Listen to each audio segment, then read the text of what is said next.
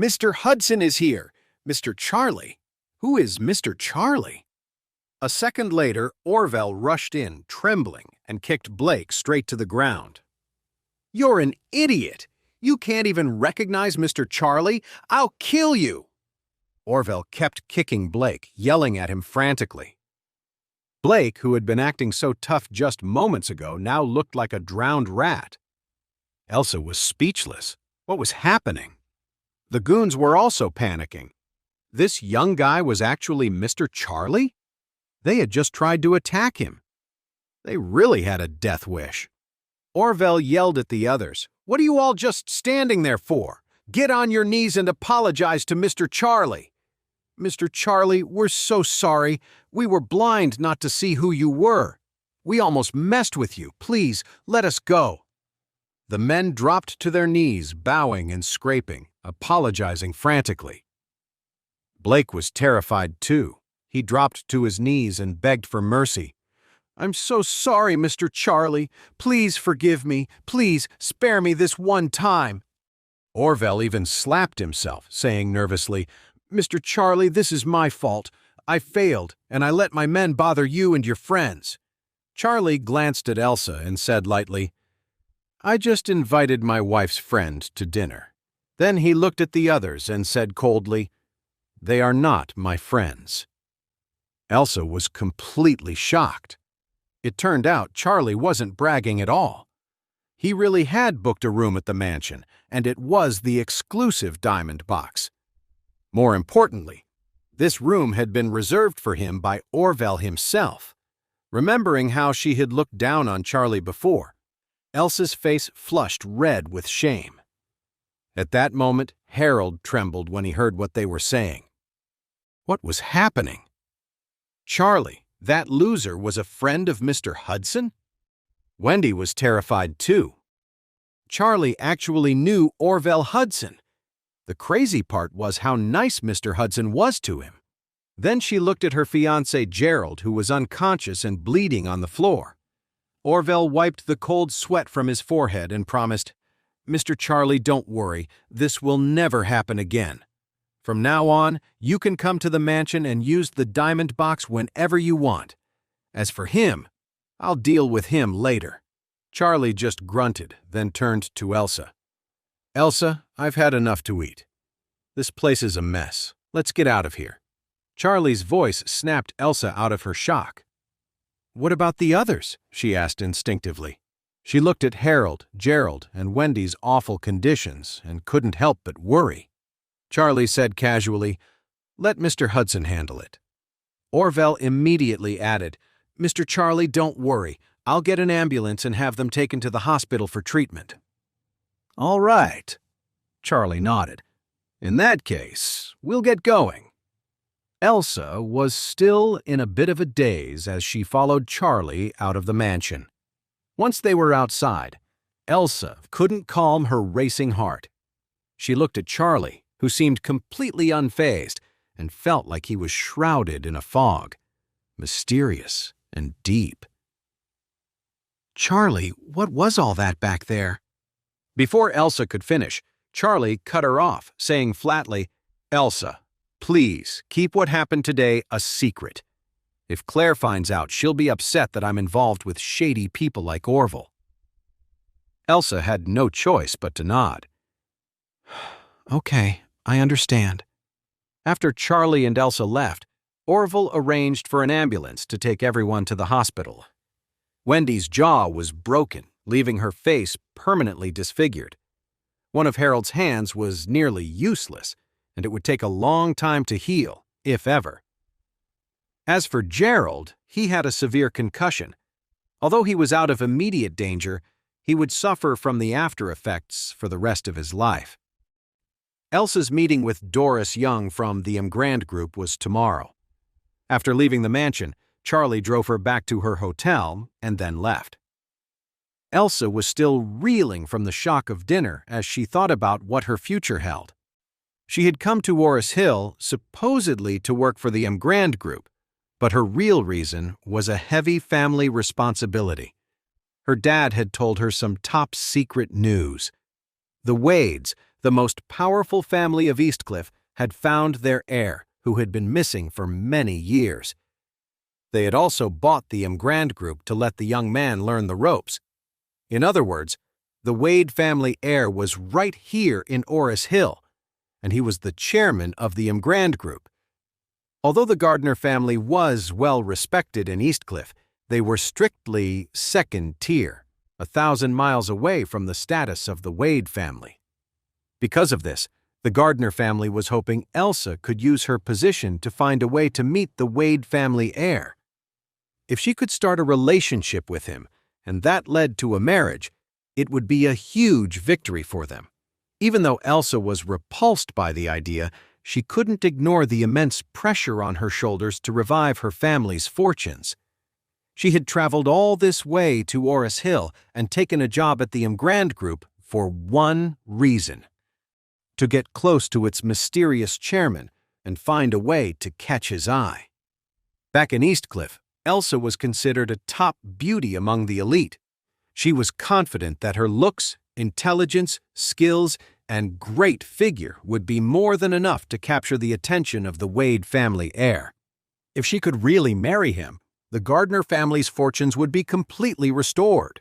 They would secure their place as a top-tier family. Just thinking about it filled her with anticipation for starting her new job tomorrow. At the same time, she was filled with curiosity about the mysterious man from the Wade family. She couldn't help but wonder, how old was this Wade family heir? What did he look like? Was he charming, tall, and handsome? She couldn't resist pulling out her phone and opening her video app. She clicked on a video in her favorites that had tens of millions of views. It was the viral video of Charlie confronting the sales director at Rare Earth with a mountain of cash. She'd watched this video over and over, analyzing it. She knew it was filmed in Orris Hill, right around the time the news broke about the Wade heir being found. Because of that, she guessed that the insanely rich guy in the video had to be the youngest of the Wade family, the chairman of the Grand Group. She zoomed in on the man's back, studying his every move. From the blurry video, she could tell the famous internet mystery man was probably in his 20s, tall and thin, but his face was never visible. Still, his build was impressive, not far off from some American supermodels. With a body like that, she figured his face had to be just as good. But then, Elsa felt a strange sense of familiarity. Why did this guy's posture seem so much like Charlie's? She dismissed the thought almost immediately. It was impossible. Charlie was just the son-in-law of the Wilson family. What kind of power did the Wilsons have? They couldn't even compare to a single hair on the Wade family's head. If Charlie really was the Wade heir, why would he be stuck living with a down-and-out family like the Wilsons? She decided she was just overthinking things. The next day, Elsa arrived at the Grand Group bright and early. Vice Chairwoman Doris Young personally handled her onboarding. Doris took her to the administrative department, walked her through her new responsibilities, and then said, "Elsa, if you ever have any questions, you can ask me directly or just come by my office." Elsa nodded gratefully, then asked cautiously, "Miss Young, I was wondering if I might have a chance to meet the chairman. Since I'll be handling administrative affairs for the company, I'm worried I might accidentally overlook something important if I've never met him." Doris was immediately on high alert. Charlie had asked her just the other day to keep an eye on Elsa, and now, on her first day, she was already asking about the chairman. It was too much of a coincidence to ignore. She had no idea what this beautiful girl who had come all this way to work for the Grand Group was really after. She said to Elsa, "Our chairman doesn't come into the office very often, but if he does, I'll let him know. If he wants to meet with you, I'll be sure to inform you." Elsa's heart sank with a little disappointment. But she managed a smile and said, "Thank you, Mrs. Young." As soon as Doris Young was back in her office, she called Charlie to report what had happened. The moment Charlie heard that Elsa had tried to meet him on her very first day, His guard went up. This woman was definitely here for him. What was her goal? Was she trying to get close to him to hurt him or to seduce him? Whatever her reason, the thought of it left a bad taste in Charlie's mouth. So he decided right then to keep his distance from Elsa, and more importantly, to make sure she never found out who he really was. That night, to celebrate Elsa's new job, Claire made a reservation at a fancy hotel to treat her to dinner. As Claire's husband, Charlie was expected to go with her. This made Charlie's mood sink. Just when he had decided to keep his distance from Elsa, he was now going to have dinner with her that very night. But, as annoyed as he was, he still got ready to go to the hotel with Claire. However, when they arrived, Charlie's jaw dropped. He realized Claire had chosen the Sky Garden at the Aurelius Grand. The Sky Garden ballroom is typically reserved for high-profile guests, so they never offer private room service. But Charlie had managed to book the entire place for their wedding anniversary, something the Aurelius Grand had never done before, and their anniversary was just 3 days away. A massive, eye-catching sign stood at the entrance of the Aurelius Grand. The Sky Garden will be privately booked in 3 days. We apologize for any inconvenience, but it will be unavailable to all other guests at that time. Everyone who saw the notice was in shock. Someone had actually booked the entire Sky Garden at the Aurelius Grand? They never did private bookings. It was said that the children of several powerful politicians in the city had wanted to have their wedding receptions there, but they were all turned down flat. Who on earth had enough clout to book the entire Sky Garden? Claire saw the sign and gasped in surprise. Wow, the Sky Garden is actually booked?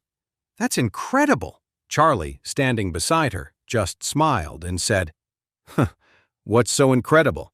It's a ballroom, isn't it? Of course people can book it." "You don't get it," Claire said, her tone serious. "The Aurelius Grand isn't just some local hotel. It's one of the top hotel chains in the world. Their Sky Garden is their signature feature, and it's meant exclusively for high-end guests. If one big shot books the whole place, then all the other wealthy guests can't use it. That's why they never offer it for private events." With that, Claire couldn't help but sigh. I can't even imagine who this person is. To be able to book this entire place is just amazing. Charlie deliberately smiled and said, "Maybe it's someone who really loves his wife and wants to throw a wedding celebration for her." Claire's eyes widened. A wedding for his wife? Here? Wow, he must really love her. His wife is so incredibly lucky.